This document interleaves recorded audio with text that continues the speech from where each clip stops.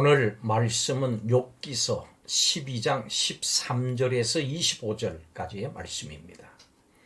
욥은 세상과 친구들이 주장한 인과응보의 사상에 보상교리가 안고 있는 문제점을 지적을 하면서 친구들을 공격합니다. 그리고 이어서 지혜의 주인이신 하나님의 다양한 활동에 대해서 논합니다.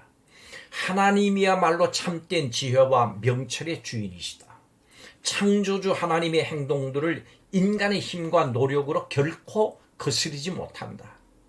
하나님은 온 세상과 사람들을 완전히 통제하신다. 하나님의 지혜와 능력은 인간의 이해를 뛰어넘는 은밀한 일과 짙은 어두움에까지 미친다. 하나님께서 세상 지도자들의 총명을 뺏어가시면 그들은 어둠 속에서 방황하게 된다. 이렇게 말합니다. 이것이 오늘 본문의 내용이기도 합니다. 여러분, 피조물인 사람은 창조주이신 하나님이 하시는 일을 막을 수 없습니다. 도대체 하나님은 어떤 분이시기에 그 누구도 막을 수가 없을까요? 오늘 성경 말씀을 통해서 세 가지로 그 답을 찾아보겠습니다. 첫째로, 하나님은 전능하신 하나님이십니다. 욥의 친구들은 욥이 죄를 짓지 않았다면 그렇게 극심한 고난을 당할 리가 없다고 말합니다. 그렇지만 욥은 죄를 짓지 않아도 극심한 고난을 당할 수 있다고 말합니다. 지금 욥은 하나님의 주권을 바라보고 있습니다.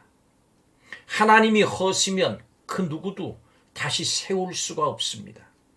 하나님이 가두시면 그 누구도 풀려날 수 없습니다.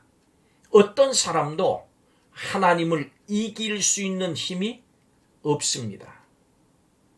누구도 하나님의 계략과 명철에 버금가는 지혜가 없습니다. 모든 능력과 지혜, 계략과 명철은 하나님께 속한 것입니다. 지혜의 하나님은 실수가 없으십니다. 또한 능력의 하나님은 무엇이든지 하실 수 있습니다. 그렇기 때문에 사람은 전능하신 하나님이 행하시는 모든 일을 다 헤아릴 수 없습니다. 뿐만 아니라 절대로 막을 수도 없습니다.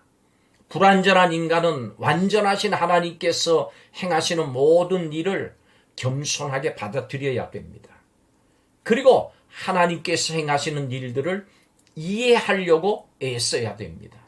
그래야 애매한 고난을 인과응보가 아닌 하나님의 섭리로 받아들일 수 있는 것입니다. 두 번째로, 하나님은 빼앗으시기도 하시는 하나님이십니다. 전능하신 하나님은 권세를 주시기도 하시고 빼앗기도 하십니다. 그때 우리는 왜 그렇게 하시냐고 물을 수가 없습니다. 세상의 그 어떤 권세자도 하나님의 주권을 벗어날 수가 없습니다. 욥은 본문 17절부터 21절에 이르기까지 수많은 권세자들을 쭉 나열을 합니다. 동시에 그들의 권세를 빼앗으시는 주권자 되시는 하나님께 집중합니다. 하나님께서 권세를 빼앗으실 때 누가 하나님께 저항할 수 있겠습니까? 그것도 바로 하나님의 주권입니다. 누군가 정말로 하나님의 주권을 인정하느냐 하지 않느냐 하는 것은 하나님께서 그의 권세를 빼앗으실 때 확연하게 드러납니다. 전능하신 하나님은 그분의 섭리 가운데 얼마든지 빼앗으실 수 있습니다.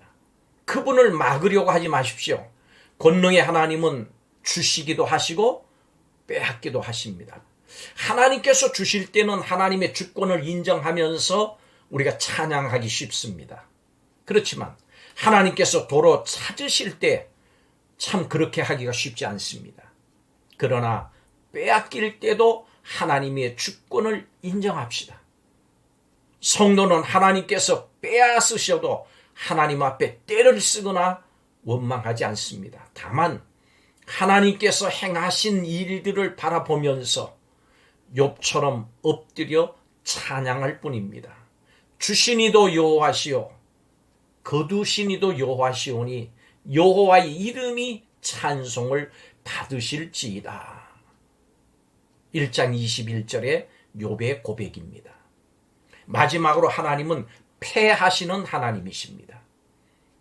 욥은 사람들의 권세를 빼앗는 하나님에 이어서 왕들을 패하시는 하나님을 언급합니다.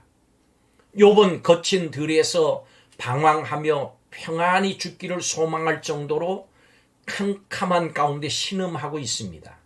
그렇지만 욥은 만왕의 왕이신 하나님 앞에서 하나님이 행하시는 일을 막아서거나 원망하지 않습니다. 예수님을 왕으로 모시고 살아가는 사람은 많은 고난을 당합니다. 성도는 많은 고난을 받아야 하나님의 나라에 들어간다고 바울은 고백했습니다.